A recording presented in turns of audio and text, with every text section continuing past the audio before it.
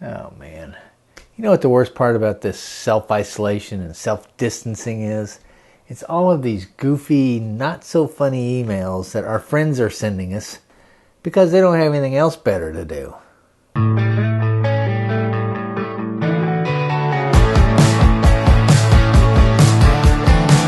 Hey, Joe here. Thanks for visiting Road Trip Joe, and thank you for watching. Okay, quick update on Lucille, right? Real quick update.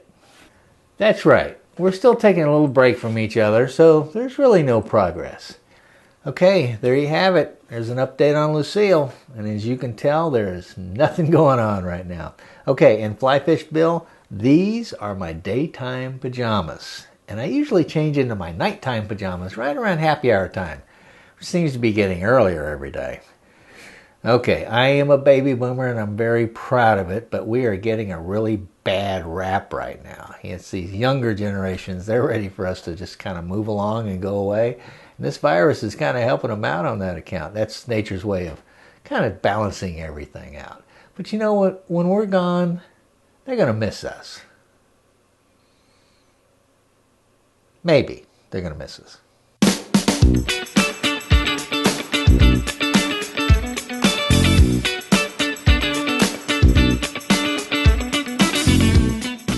I'm guessing they'll miss us just like we missed the generation before us. My parents' generation. You know, the greatest generation and the silent generation that came right after them. A lot of that generation included all the celebrities and comics that I grew up with. They were my entertainment, and I really enjoyed them. But I'm not sure these newer generations, the millennials and the Generation X and Generation Ys and all these other generations I can't keep up with, I don't think they feel that way about us like we felt about the generation before us. And it's probably doubtful they know anything about the humor or entertainers that we grew up with. I mean, if you don't have an Instagram account these days, then you are an unknown commodity. Bob Hope certainly never had one. Which brings me to those dumb emails we get from our friends who think they're funny. And for some of them, they are, for the most part. But there was this one email I got that had funny quotes from the comics and celebrities that I grew up with. And for some reason, they just didn't seem funny anymore. Well, maybe a couple of them did, but most of them were, pretty lame. So how come something that was funny to me in, say, 1973 isn't funny today? All right, here you go. Here's one of them. I had a rose named after me, and I was very flattered. But I was not pleased to read the description in the catalog. No good in bed, but fine against the wall. That's by Eleanor Roosevelt. Okay, Eleanor Roosevelt was not a comic, but she was a celebrity of sorts. Okay, so that's not that funny, but it's witty, right? Here's one from someone who was dead before I was born, but I have read all of his books and use his quotes a lot, so I'm counting him.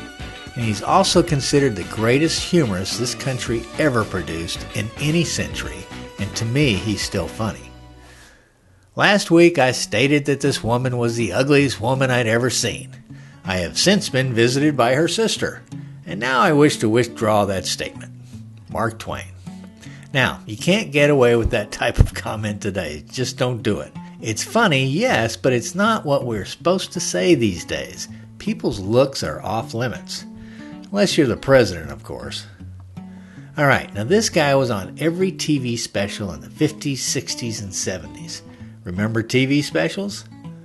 The secret of a good sermon is to have a good beginning and a good ending, and to have the two as close together as possible. George Burns. That was probably funny to me when I first heard it. I guess if I still went to church, it might still be so. I do remember those sermons, and they were long.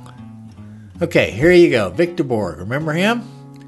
Santa Claus has the right idea. Visit people only once a year. Victor Borg. That's funny. And he played the piano, too. He's pretty good. Now here's another guy who I saw in lots of specials and old movies. I was married by a judge. I should have asked for a jury. Groucho Marx. Groucho was also in what was considered one of the funniest movies ever made, called Duck Soup. At least one publication called it the 7th funniest movie ever made. That's top 10, people. I remember watching it one Saturday morning but don't recall laughing too much. But it was made in 1933, so he was the generation before my parents. I think they were called the Lost Generation, I believe. Now, Harpo, to me, was the funniest Marx brother. Okay, making fun of your marriage was a common theme back then for some reason. My wife has a slight impediment in her speech. Every now and then she stops to breathe. Jimmy Durante. Jimmy Durante was classic, but I'm guessing most millennials had never heard of him since he didn't have an Instagram account. Okay, this is someone who made a career out of marriage. I never hated a man enough to give his diamonds back. Zsa Zsa Gabor. Zsa Zsa was married 9 times, you know. She probably never did give those diamonds back. So it wasn't just the men getting in on the marriage thing. Now this guy might be my all-time favorite, but I have a feeling that if a millennial were to watch Caddyshack, they just wouldn't think he was funny. My luck is so bad that if I bought a cemetery, people would stop dying. Rodney Dangerfield. Man, I can just hear him saying that. The guy was funny. A little weird, but he was funny. Okay, here's one guy I'd never heard of, but he was on my friend's email list. Money can't buy you happiness, but it does bring you a more pleasant form of misery. Spike Milligan. Spike Milligan? Ever hear of him? Well, he wasn't familiar to me, so I looked him up, and it turns out he was funny. But he was funny mostly in England. And he had a big influence on the Monty Python group, apparently. One of my favorites. Okay, we had lots of TV specials back in the day, and this guy was the host of most of them, and he's able to give all of his comic buddies something to do during the holidays. I don't feel old, I don't feel anything until noon. Then it's time for a nap. Bob Hope. I don't care what you think, Bob is still funny. Okay, I got to know this guy through all the old movies they ran starting in the 1970s when cable first took off and they needed some cheap content to run on it. He was a little before my time, but I enjoyed his humor and his goofy movies that made no sense. I never drink water because of the disgusting things that fish do in it. W.C. Fields. Well, I'm sure it was funny when he said it. Okay, another oldie from another generation, but he's right up there with Mark Twain in my book, and nobody even talks about him anymore. We could certainly slow the aging process down if it had to work its way through Congress. Will Rogers. Huh? Funny, right? That's funny. And this is from someone you just never hear about anymore. Okay, this is someone that you just never hear about anymore, and I can't think of anyone today that we could even compare her to. Maybe it's true that life begins at 50, but everything else starts to wear out, fall out, or spread out. Phyllis Diller. Okay, here's some more Phyllis, who to me is just a classic. Housework can't kill you, but why take a chance? A smile is a curve that sets everything straight. I want my children to have all the things I couldn't afford. Then I want to move in with them. I think she was in every Bob Hope special he did. Okay, here's the last one. And this guy is not only still alive, but he's a baby boomer. By the time a man is wise enough to watch his step, he's too old to go anywhere. Billy Crystal. He's still funny, right? What about this? True love is the greatest thing in the world except for a nice MLT. A mutton, lettuce, and tomato sandwich where the mutton is nice and lean and the tomato is ripe. That, of course, was Billy Crystal as Miracle Max in The Princess Bride. That's probably not too funny to the millennials. I wonder if the millennials would understand the jokes in an old Reader's Digest. And yes, Reader's Digest is still around. I never laughed at those either. Okay, maybe we should let a millennial speak their mind just once, just to be fair. Okay, here's a millennial, Zach Wall. He looks millennial anyways.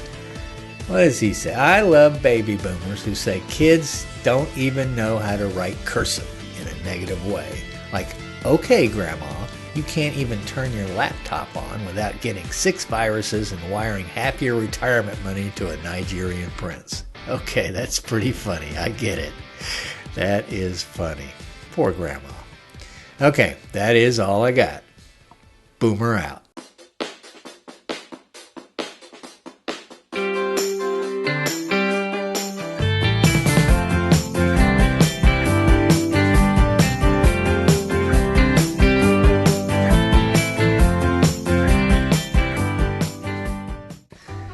Okay, when I was growing up, my mother always talked about this movie called Tom Jones and how funny it was. It came out in 1963, and Mom said it was the funniest movie she'd ever seen. Of course, we were all still little kids, so we never saw it in the movie theater because it was kind of like an adult movie, I think. Or at least I thought it was. And even though Mom just saw it once in the movie theater, we really had to just take her word for it that it was, well, funny. So of course, when the first VHS tape machines came out, she got one and started buying movies, including, you guessed it, Tom Jones.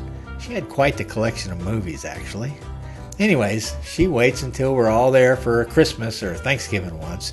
I don't remember which one. And we all sat down to watch this movie, Tom Jones. It was like in the mid-1980s or something like that. So all of her kids and all of her grandkids are there, and we're all gathered around the TV to get a good laugh. At least we thought we would. My mother was so excited. So we get the movie going, and well, it turns out that this movie, Tom Jones, was not only not funny, but it was bad. About 20 minutes into the movie, most of the grandkids had already gotten up and snuck out, and only my mother and my siblings were there to endure some more of this really lame movie. That's when my older brother kind of wandered off right after the grandkids. So even my mother's oldest child got up and left. Mom was crushed. All she could say over and over again was, well, it used to be funny. I mean, even to my mother, this movie was not funny anymore. So what went wrong? I mean, Tom Jones was the biggest hit in 1963. It was nominated for 10 Oscars, yes, 10 of them, and it won 4 of them, including Best Picture and Best Director. So what happened? Why was this movie no longer funny? You know, I have no idea, and I don't really care. My mother was just crushed, and I felt really sorry for her. And the grandkids after that were relentless. Oh, let's watch Tom Jones. Let's watch Tom Jones. My mother was just... Oh, I'm not going to say what she did. Okay, my funniest movie of all time? Well, that's got to be Monty Python and the Holy Grail. Never disappoints. But remember, only bring out your dead on Thursdays. Or in our case, only bring out your boomers on Thursday. That's all I got.